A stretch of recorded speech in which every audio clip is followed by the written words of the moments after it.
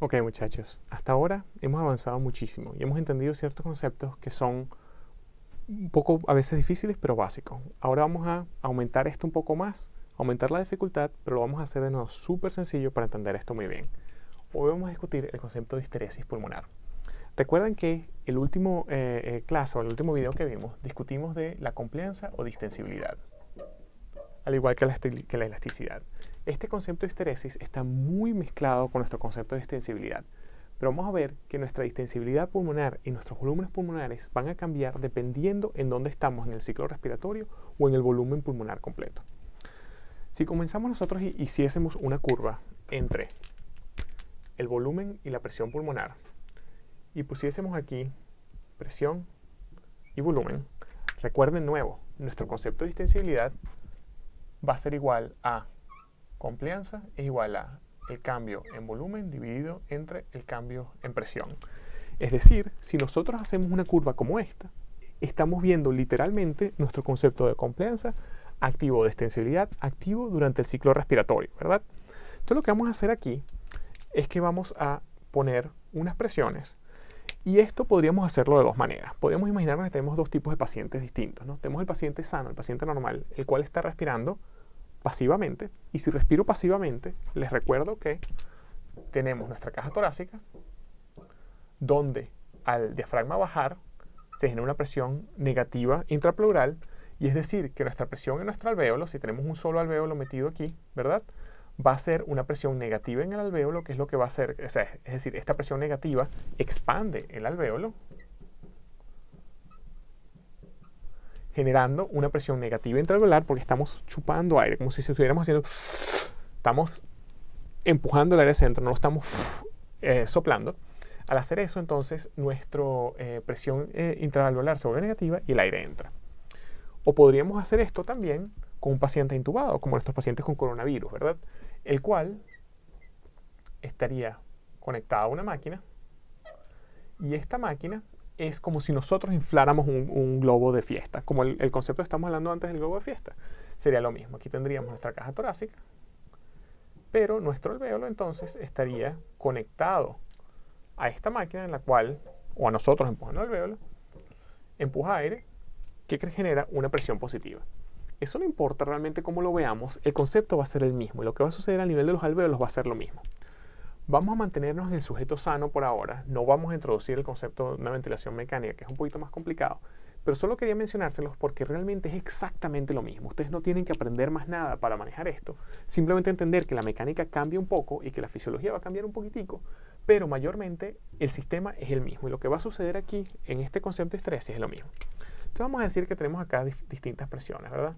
Menos 10 centímetros de agua, menos 20 y menos 30 centímetros de agua. Estas son las presiones que nosotros podemos generar cuando inspiramos. Esta es nuestra presión intrapleural que se va a transmitir a nuestra presión intraalveolar negativa para expandir nuestros pulmones. Y tenemos aquí ciertos volúmenes. Digamos que esto es 0.5 litros y esto es 1 litro. Realmente podríamos hablar de hasta 5 litros de volumen total en nuestros pulmones, pero vamos a decir que esto es un pulmón de un bebé o de una rata, no importa. Es un pulmón más pequeño que solamente puede mantener hasta 1 litro. Y esto estamos haciendo para mantener números fáciles de entender y fáciles de hablar. Ahora, donde nuestro pulmón siempre va a comenzar va a ser en lo que nosotros llamamos el volumen residual funcional, que es ese punto donde si yo expiro y boto aire, boto aire, boto aire, boto aire, boto aire, boto todo mi aire. Al final de yo botar absolutamente todo mi aire, queda todavía un poquito de volumen dentro del pulmón. Esto está, si se recuerda, en la primera clase hablamos de nuestras vías de conducción, de nuestra zona de conducción, ¿verdad? Eso va a estar dado un poco por esa zona de conducción y un poco por aire que se mantiene dentro de los alvéolos por un colapso de las vías aéreas, que sucede en las vías aéreas distales, que son esas que no tienen casi cartílago. Hablaremos de eso después, quizás para explicarles ese concepto un poquito más, pero es suficiente entender ahorita solamente que el pulmón nunca logra cero de volumen, sino que siempre mantiene un poquito de volumen. Vamos a decir aquí que estos son 150 mililitros. Y estoy utilizando 150 mililitros porque ese es el volumen normal del espacio muerto. Es un concepto nuevo que acabo de introducir, que es lo mismo que decir de las zonas de conducción. Es decir, ese área que no participa en el intercambio gaseoso. Esas vías aéreas no se colapsan, No puedo sacar todas esas vías aéreas. Esas vías aéreas van a tener aire siempre y es alrededor en el sujeto sano de 150 mililitros. En la vida real, nuestro volumen residual funcional, es decir, cuando botamos todo el aire, va a ser más de 150 mililitros, pero podemos comenzar con eso simplemente para entender este concepto.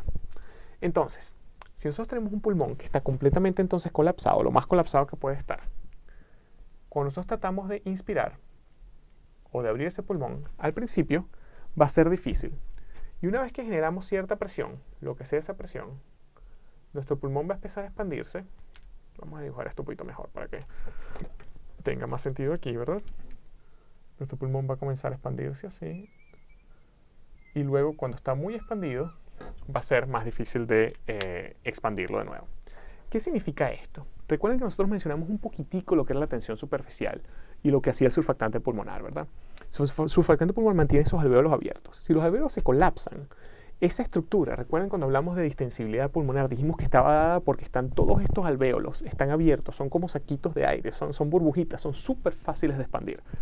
Pero si esos alvéolos están todos colapsados, para yo abrirlos, tengo que empujar muchísimo aire o generar una presión muy negativa, muy grande, para que ellos ¡pluc! Se abran. Eso es lo que estamos viendo en este área aquí. Este área de acá hasta acá, estos alvéolos están colapsados, necesitamos generar una cantidad de fuerza bien grande, digamos acá que generamos 9 u 8 centímetros de agua, para generar mínimo volumen respiratorio. Es decir, si estuviésemos calculando nuestra complianza aquí, a este punto, ¿verdad? Nuestra complianza a este punto, nosotros tendríamos que hacer 8 de presión, delta P es igual a 8, para un volumen de, digamos, 50 mililitros. Es decir, una cantidad de presión grande para un volumen extremadamente pequeño. Por lo tanto, nuestra complianza pulmonar aquí es muy baja. Ahora, como vemos, esto comienza mientras los alvéolos se van abiertos, y esto lo puse muy plano acá, ¿no? Realmente sería un poquito más de una rampa subiendo. Pero mientras nuestros alvéolos se van abriendo, una vez que se abren, esto se pone mucho más empinada esta curva, ¿verdad? Y entre, digamos, aquí y aquí, nuestro volumen aumentó ahora de, digamos, 250 mililitros hasta 750 mililitros. O sea, aumentó por 500 mililitros en 5 o 7, no importa, de volumen. Es decir, que nuestra complianza a este punto, nuestro cambio en volumen, digamos que era de nuevo 500 mililitros, pero ahora fue solamente por hacer, digamos, la misma presión de 8, ¿verdad? Delta P, 8. Es decir, que nuestra complianza aumentó 10 veces. Y de nuevo, estos números no importan tanto los números exactos que estamos utilizando, lo que quiero es que entiendan el concepto. En este punto, el pulmón está muy fácil de estirar, nuestros alvéolos están abiertos, nuestro pulmón no está estirado, es súper fácil que aire entre y salga acá. Entonces la curva es súper empinada. Ahora, cuando nos vamos poniendo más a distancia, vemos que nuestra curva se comienza a poner muy plana. Y esto está sucediendo porque nuestro pulmón ahora está súper estirado y esas fibras elásticas y esas fibras de colágeno que hablábamos antes están estiradas y están tratando de regresar el pulmón. La elasticidad del pulmón está a su máximo, están tratando de regresarla de nuevo al mismo punto. Es decir, que ahora lo que logramos es que nuestra complianza de nuevo sea más baja. Y de aquí a acá, capaz hacemos otra vez un cambio de 8 centímetros de agua para lograr de nuevo un cambio de 50 mililitros de volumen. Y nuestra complianza vuelve a estar muy baja.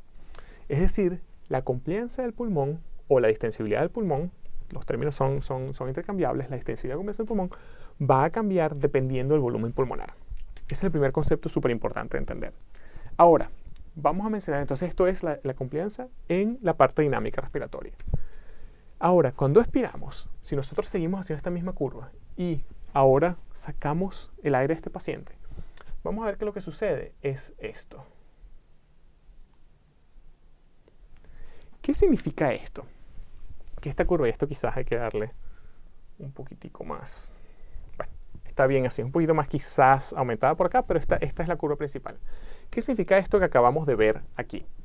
Esto significa que cuando yo bajo de nuestra presión, paso de menos 30 a menos 20, a cualquier punto en esta curva, en la expiración, hay más volumen, el volumen está más alto, para la misma cantidad de presión. Es decir, a una presión de 20, aquí mi volumen eran 0.5 mililitros, pero acá son 0.75 mililitros, o sea, 750 mililitros versus 500 mililitros, Con la misma presión negativa intrapleural o positiva, de nuevo, si lo tuviésemos intubado y conectado a la mecánica, a un ventilador mecánico al cual estamos empujando, es lo mismo. Cuando la presión está bajando, el volumen que vamos a tener en el alvéolo va a ser mayor. ¿Por qué va a suceder esto? Esto que acabamos de mencionar es este concepto de histeresis. ¿Por qué va a suceder? Bueno, va a suceder por lo mismo que estábamos mencionando antes. Nuestras vías aéreas van a estar expandidas cuando nosotros, vamos a ver aquí, cuando nosotros estamos respirando, inspirando. Cuando nosotros estamos inspirando, ¿verdad? Tenemos un alvéolo aquí con nuestra vía aérea. Cuando nosotros estamos inspirando, nuestro diafragma bajó, hay presión negativa acá. Esta presión negativa está expandiendo nuestro alvéolo, pero también está expandiendo nuestras vías aéreas. Y recuerden que nuestras vías aéreas en la zona respiratoria son súper colapsables, ¿verdad? No tienen casi nada de cartílago, es súper fácil de que ellas bajen. Entonces, mientras nosotros hacemos eso, el aire entra, estas vías aéreas se ponen grandes. Es decir, que la resistencia de flujo, y en un poquito vamos a aprender en otra clase siguiente, que hace resistencia al flujo, y una de las cosas que hacen resistencia al flujo de aire es el radio, es decir, si yo tengo un tubo súper grande, ¿verdad? Recuerda, estoy estirando todos estos tubitos. Si tengo un tubo súper grande, es muy fácil que aire pase, no hay casi nada de resistencia. Pero si tengo un tubo chiquitico, como un pitillito, ¿verdad? Un pitillo así, estoy tratando de respirar por un pitillo, es muchísimo más difícil, ¿verdad? Porque tengo súper resistencia en ese tubo. Entonces, cuando yo estoy respirando, inhalando, estoy expandiendo estas vías aéreas, estoy abriendo estas vías aéreas y por lo tanto, la resistencia es menor. Es decir, que cuando estoy inhalando, mis vías aéreas están abiertas y permiten que aire pase muy fácil. Ahora, cuando estoy exhalando, cuando estoy respirando, sacando aire, ¿verdad? ¿Qué es lo que está pasando? Imagínense que estoy respirando forzadamente. Y esto es a distintos niveles, dependiendo de qué tan forzado estás respirando, pero el concepto es el mismo. ¿Qué es lo que está sucediendo? Si yo estoy exhalando súper forzadamente, comprimiendo mis músculos intraabdominales, comprimiendo mis intercostales exteriores, la presión entonces ahora está hacia la pleura, empujando la pleura y generando una presión negativa intrapleural. ¿Qué tanta presión negativa? Bueno, importa menos y va a tener diferencia de qué tan forzada fue la inspiración y qué no tan forzada fue la expiración. Pero en el concepto general, ahora esta presión está empujando mi alvéolo. Al empujar mi alvéolo, aire va a tender a salir.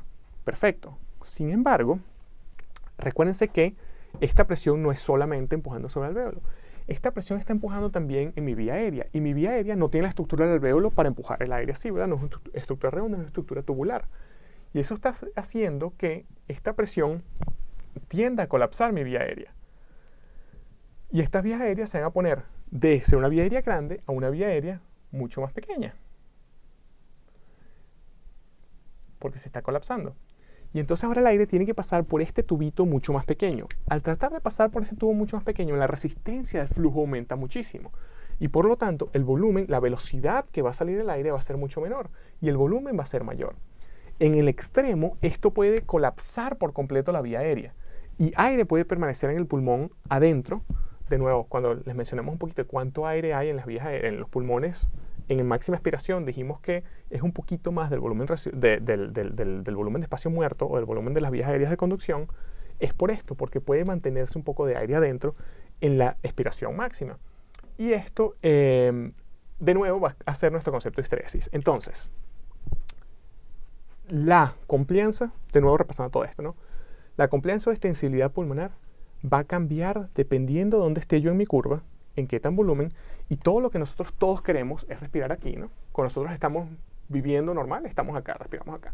Cuando hacemos ejercicio, empujamos un poquito aquí y acá porque respiramos más. Entonces la complianza puede ser que se ponga un poquito más en los extremos, pero nunca totalmente.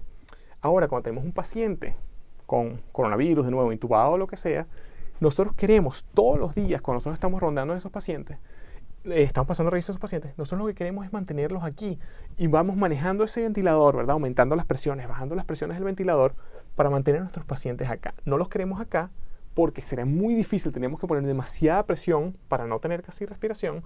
No los queremos acá pues estamos extendiendo esos pulmones demasiado y estamos causándoles daño, estamos dañando los pulmones que tienen ellos. Los queremos es que vivan acá, que es el lugar donde podemos nosotros manejar nuestro ventilador de una mejor manera para ayudarlos a que sobrevivan.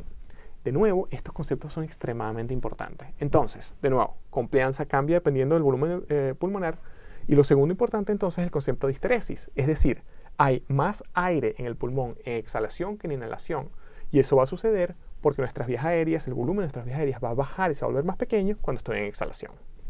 Muy bien, entendimos el concepto de complianza dinámica e histeresis ya. Muchísimas gracias.